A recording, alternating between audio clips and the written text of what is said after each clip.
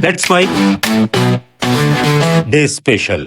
ये है let's mic more than radio और आप सुन रहे हैं देश स्पेशल। 12 जून का दिन भारतीय लोकतंत्र के इतिहास की उन तारीखों में से एक है जिसने सत्ता, संविधान और जवाबदेही के रिश्तों को हमेशा के लिए बदल दिया। 12 जून 1975 वह दिन जब इलाहाबाद उच्च न्यायालय ने तत्कालीन प्रधानमंत्री इंदिरा गांधी के 1971 के लोकसभा चुनाव को अमान्य घोषित कर दिया। यह सिर्फ एक कानूनी फैसला नहीं था, बल्कि लोकतांत्रिक संस्थाओं की ताकत और चुनावी जवाबदेही की परीक्षा भी थी। इस फैसले ने देश की राजनीति में ऐसा भूचाल पैदा किया जिसकी गूंज आज भी सुनाई देती है। लेट्स मेक डे स्पेशल में आज मैं महेश सिंह आपको बताऊंगा 12 जून 1975 के दिन की पूरी कहानी, जो शुरू होती है 1971 के लोकसभा चुनाव से। रायबरेली सीट पर एक और थी इंदिरा गांधी, जो उस समय देश की सबसे लोकप्रिय नेताओं में गिनी जाती थी, और दूसरी ओर थे समाजवादी नेता राजनारायण। पूरे देश में गरीबी हटाओ का नारा गूंज रहा था और चुनाव परिणामों में इंदिरा गांधी ने बड़ी जीत दर्ज की। लेकिन हार के बाद रायबरेली के चुनाव नतीजे को अदालत में चुनौती दी गई। आरोप लगाया गया कि चुनाव प्रचार के दौरान सरकारी संस्थाओं और अधिकारियों की सेवाओं का इस्तेमाल किया गया, जो चुनावी नियमों और जनप्रतिनिधित्व अधिनियम के प्रावधानों के खिलाफ था। मामला इलाहाबाद उच्च न्यायालय पहुंचा, जहां न्यायमूर्ति जगमोहन सिन्हा की अदालत में महीनों तक सुनवाई चली। गवाहियां हुई, दस्तावेजों की जांच हुई और दोनों पक्षों ने आमने सामने तर्क रखे। आखिरकार 12 जून 1975 को वह फैसला आया जिसने पूरे देश का ध्यान अपनी ओर खींच लिया। अदालत ने इंदिरा गांधी के 1971 के चुनाव को निरस्त कर दिया और माना कि चुनावी प्रक्रिया में कुछ ऐसे कृत्य हुए थे जो नियमों के अनुरूप नहीं थे। इस निर्णय ने यह संदेश दिया है कि चुनावी कानून और नियम किसी भी व्यक्ति के पद या लोकप्रियता से ऊपर है।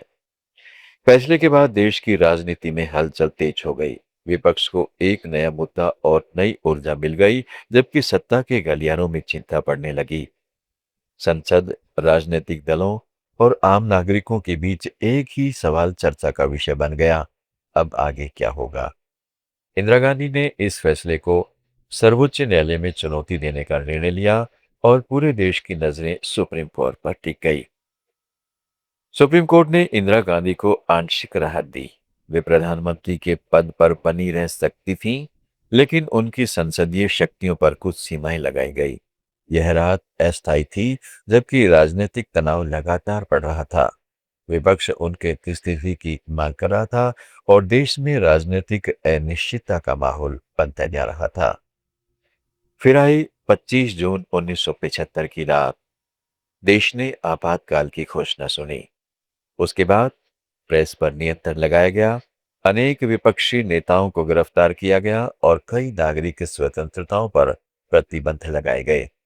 आपातकालीन भारतीय लोकतंत्र के इतिहास का एक ऐसा अध्याय बना जिस पर आज भी व्यापक बहस होती है। कुछ लोग इसे राजनीतिक स्थिरता बनाए रखने का प्रयास मानते हैं, जबकि दूसरे इसे लोकतांत्रिक असहमति को सीमित करने वाला कदम बताते हैं। 12 जून और 25 जून 1975 की घटनाओं को अक्सर भारतीय लोकतंत्र के दो महत्वपूर्ण पड़ावों के रूप में देखा जाता है। एक तरफ अदालत का फैसला था जिसने कानून की सर्वोच्चता को रेखांकित किया, और दूसरी तरफ राजनीतिक निर्णय जिसने देश को आपातकाल के दौर में प्रवेश करते देखा। इन दोनों घटनाओं ने यह प्रश्न खड़ा किया कि लोकतंत्र में सत्ता, कानून और संस्थाओं के बीच संतुलन कैसे बनाए रखा जाए। इस पूरे घटनाक्रम ने कई महत्वपूर्ण संदेश छोड़े। पहला, जनादेश कितना भी बड़ा क्यों न हो, कानून का शासन सबसे ऊपर होता है।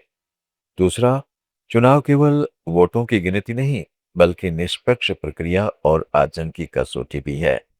तीसरा, लोकतंत्र की मजबूती न्यायपालिका, मीडिया और नागरिक समाज जैसी संस्थाओं की सतर्कता पर निर्भर करती है। जब संस्थाएं स्वतंत्र और सक्रिय रहती हैं, तब सत्ता अधिक जवाबदेह बनती है। राजनारायण इस मुकदमे के माध्यम से लोकतांत्रिक जवाबदेही की बहस के प्रमुख चेहरों में शामिल हो गए। उन्होंने दिखाया कि चुनावी विवादों का समाधान कानूनी और संवैधानिक प्रक्रियाओं के जरिए भी संभव है। वहीं इंदिरा गांधी, जो उस समय अपार जन समर्थन रखने वाली नेता थीं, इन फैसलों के बाद एक ऐसे राजनीतिक मोड़ पर पहुंच गई जहां उसके हर निर्णय का असर पूरे देश पर पड़ना तय था। 12 जून 1975 सिर्फ एक तारीख नहीं बल्कि लोकतंत्र के आईने में झांकने का एक अवसर है। यह हमें बताती है कि लोकतांत्रिक व्यवस्था में कोई भी व्यक्ति, संस्था या पद कानून से ऊपर नहीं होता। बहसें होंगी, मतभेद होंगे, फैसलों पर अलग-अलग राय भी बनेगी, लेकिन यही संवाद और जवाबदेही लोकतंत्र को जीवित और मजबूत बनाए रखते हैं। डे स्पेशल में आज इतना ही।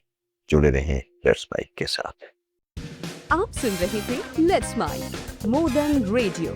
फॉलो कीजिए हमें हमारे सोशल मीडिया प्लेटफॉर्म्स पर।